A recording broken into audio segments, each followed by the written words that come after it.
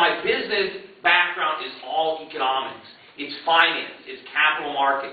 What I'm constantly doing is looking at government policy, not only in America, but all around the world, and trying to figure out which countries are doing it right, which countries are passing laws and regulations and taxes that are going to inhibit economic growth, and which countries are not doing that. To try to figure out where to advise my clients to invest their money.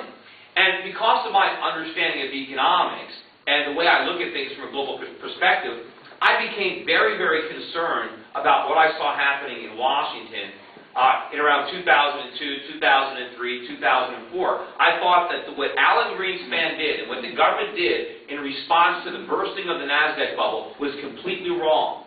They should have let that recession run its course, and the economy would have been in much better shape. But for political reasons, they didn't let it happen. And so they decided to stimulate the economy with cheap money and deficit spending.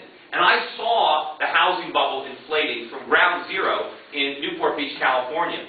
And I began to get very concerned. I was writing op-eds in newspapers. I was writing columns on the internet. I was speaking at meetings of mortgage bankers or realtors, warning that the Federal Reserve was inflating a housing bubble that was being subsidized by Freddie and Fannie that I thought would go bankrupt. I saw people buying homes they couldn't afford, knowing that ultimately the lenders would go broke, and I thought there was going to be a major financial crisis when that bubble burst. I became so concerned about it that initially I was going to write a book simply about the housing bubble and all the reasons that it was being inflated and how it was going to end.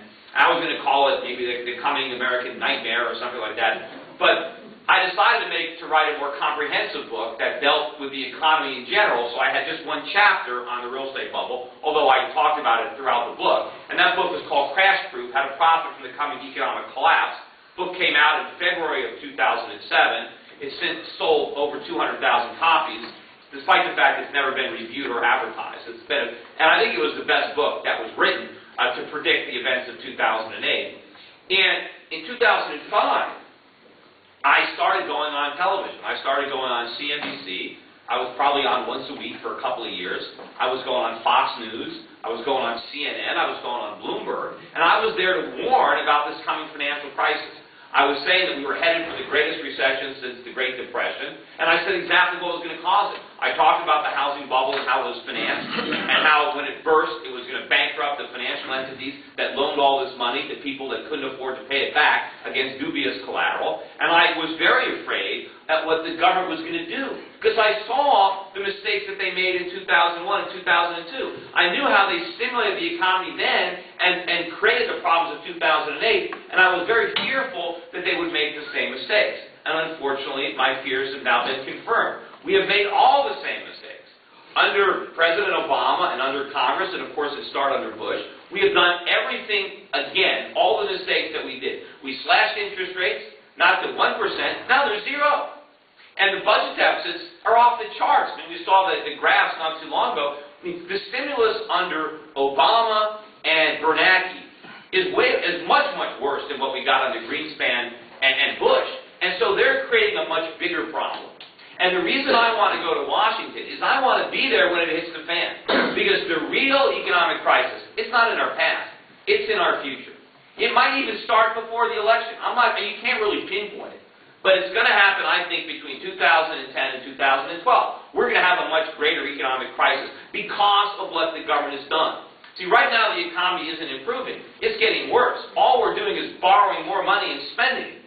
And the government is pretending that's economic growth. It's not. All that's growing is our debt. Meanwhile, the real industrial base of our economy continues to disintegrate. We're going to continue to lose jobs because there's no more savings to finance the capital investment necessary to create them. Meanwhile, the government is attacking entrepreneurs with taxes and regulations, making it impossible for businesses to grow. You know, I'm an entrepreneur. I employ over 100 people. I don't employ people because I'm a humanitarian. I employ people because I want to make money. And I know that if I combine other people's labor with my capital, I can make money. But you take that profit potential away from me, well, why am I going to hire anybody? And of course, to hire people, I need capital. I have to give them tools. Where does that come from? That comes from savings. Well, we're not going to have any savings if interest rates are zero. We're not going to have any savings if the government is running huge deficits and borrowing everything under the sun, or if the government is guaranteeing somebody's mortgage or guaranteeing someone's car loan, because there's nothing left. You know, when the government bails out a company. The government doesn't have any money. Where does it get it? It has to take it from another section of the economy. And when they do that, they bleed it dry. They undermine the real productivity of the economy. They can always point to the jobs they save when they bail out a company, but they don't see the unintended consequences. They don't see all the more productive jobs that were destroyed because of the resources that were diverted away from other companies to support companies that need to fail. So what I want to do, and I'll take your questions on any particular policy, is I want to be back in Washington. Some of the pain is going to be we're just going to shop less. And I don't think that's that painful. I mean, do we have to keep buying stuff? Do Americans have to keep going into the malls and whipping out credit cards and buying things they can't afford? Can't we make do with the stuff we got for a while? I mean, that is the problem. Politicians think the key to economic growth is spending money. It's not. That's how we got growth.